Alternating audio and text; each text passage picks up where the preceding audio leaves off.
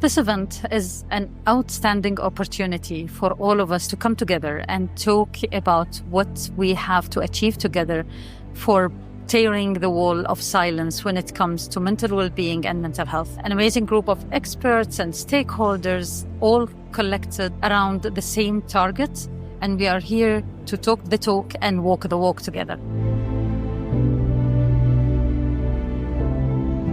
Mental illness and mental well-being is no difference to any other disease. I can't see any reason why would people stigmatize patients and people that need to be treated for mental illnesses. It's just like diabetes, it's just like hypertension, it's just like any other disease. We need to be very cautious about preventing this by building mental resilience and mental resourcing. We have to be very proactive in early detection, and we have to refer for appropriate treatment.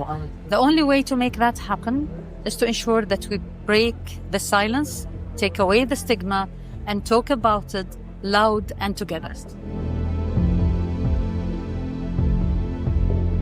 The biggest takeaway from today's event was that collaboration and having every single person doing whatever they can do to advance the cause and move the needle on better mental well-being and better mental health is the secret ingredient.